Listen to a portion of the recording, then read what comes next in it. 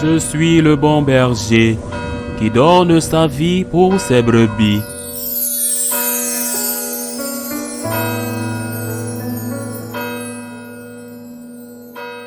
En ce temps-là, Jésus appela les 12. Alors il commença à les envoyer en mission deux par deux. Il leur donnait autorité sur les esprits impurs et il leur prescrivit de ne rien prendre pour la route, mais seulement un bâton, pas de pain, pas de sac, pas de pièces de monnaie dans leur ceinture. Mettez des sandales. Ne prenez pas de tunique de rechange.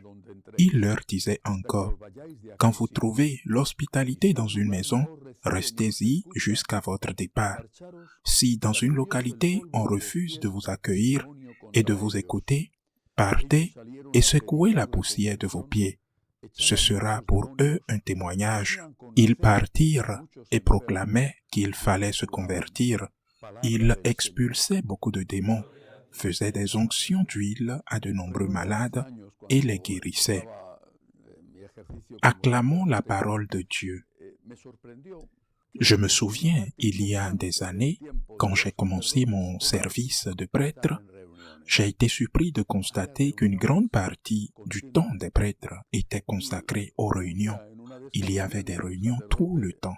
Un jour, au cours d'une de ces réunions, un prêtre plus âgé que moi a dit, et il a dit en public, qu'il était comme moi, bien sûr.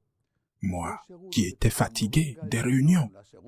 Et ce prêtre a dit, je suis sûr que lorsque le Seigneur viendra, lors de sa seconde venue, lorsque le Seigneur reviendra, il ne nous trouvera pas unis, mais il nous trouvera réunis.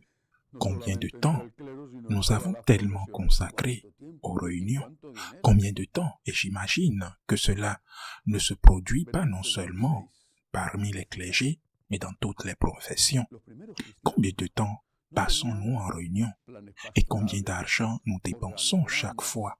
Le pape Benoît XVI disait, les premiers chrétiens n'avaient pas de plans pastoraux, d'organigrammes, de commissions, de vicariat. Ils n'avaient rien. Ils n'avaient presque aucune structure, ni le strict minimum, et pourtant, ils évangélisaient. Je ne suis pas là. Je ne dis pas qu'avoir de structure est une mauvaise chose. Je ne vais pas contre les structures. Je sais que c'est inévitable, avoir des structures. Et cela fait partie de la vie elle-même. La vie est quelque chose de très structuré. Mais peut-être que la structure peut finir par étouffer la vie. Et il aura toujours des professions de la structure. Il aura toujours des professionnels de la structure. Je me souviens aussi, quand j'étais jeune prêtre, j'ai connu un autre prêtre plus âgé qui avait la paroisse complètement négligée. Il ne faisait pratiquement rien d'autre que la messe quotidienne. Et de cette façon, mais il était très apprécié dans l'archevêché. Mais pourquoi? Parce qu'il passait toutes ses journées aux réunions. Quand on l'appelle, il était là. On ne pouvait rien organiser sans lui. On ne pouvait rien organiser sans qu'il ne soit présent. Il avait une très bonne réputation dans l'archevêché, mais sa paroisse était un échec inutile. C'est de l'âme, c'est de l'esprit dont il faut prendre soin. Et c'est ce que avaient compris les premiers chrétiens. C'est ce que dit Jésus aujourd'hui dans l'Évangile. Pourquoi leur dit-il de partir sans rien? Pas d'argent, ni de sac, pas d'argent dans la ceinture, rien. Il leur disait cela pour qu'ils aient confiance, non pas à la structure, mais à la force du message lui-même, à la force du Saint-Esprit. C'est cette pauvreté de moyens qui nous conduit dans l'essentiel, qui nous amène à approfondir l'essentiel. Un jour, Saint François d'Assise était en voyage, et alors qu'il souffrait déjà de ses stigmates, le pauvre homme ne pouvait pas marcher. Il était monté sur un âne, un jour avec son fidèle ami, secrétaire, le frère Léon. Ils traversèrent un village. Les gens, en traversant le village, les connaissaient déjà. Les gens le connaissaient déjà, Saint François d'Assise. Comme un saint, on le connaissait déjà. Et ces gens sortirent et les entourèrent. Mais eux traversaient le village. Beaucoup de gens sortis pour les voir. Mais Saint François d'Assise, pendant la traversée, n'a dit aucun mot. Et quand ils eurent fini, et qu'ils furent partis et qu'ils étaient un peu loin du village, Frère Léon demandait à Saint François d'Assise, « Nous n'avons rien dit, nous n'avons pas prêché dans ce village. Est-ce parce qu'ils sont très mauvais ?» Et Saint François d'Assise lui répond, « Oui, nous n'avons pas prêché, mais notre exemple est notre témoignage. Notre exemple à prêcher, notre exemple à prêcher. » Il faisait référence à leur façon de s'habiller, de marcher pieds nus. Si nous ne sommes pas capables de croire à la puissance du message de l'Évangile, par exemple à la force puissante du message de la vie éternelle, de la résurrection, si nous ne sommes pas capables de faire cela, alors nous pouvons multiplier les réunions, les congrès, les rendez-vous, les discours, qui sont la plupart du temps inutiles et ennuyeuses, et nous ne réussirons pas à rapprocher qui que ce soit du Christ. Être privé de ces choses inutiles et pas essentielles, mais cette pauvreté de moyens, c'est ce qui peut nous aider à atteindre l'essentiel, c'est-à-dire à la rencontre avec le Seigneur, une rencontre avec le Seigneur, sachant bien sûr que nous sommes pécheurs, certes, mais une rencontre avec Dieu qui est grâce, force et miséricorde. Ensuite, il y a un autre point dans cet évangile. Il y a beaucoup de points d'autres, mais je veux me concentrer sur celui-ci. Ils sont sortis pour prêcher. Qu'ont-ils prêché? La conversion. Quand Saint Jean-Paul II a créé le mystère lumineux, le troisième mystère, celui du royaume de Dieu, la prédication du royaume de Dieu.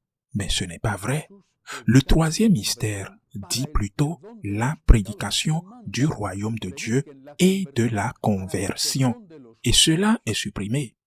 La conversion est supprimée. Mais Jésus a prêché la conversion pour le pardon des péchés. Et il ordonne que la conversion soit prêchée pour le pardon des péchés. Mais pourquoi la conversion n'est-elle pas prêchée aujourd'hui?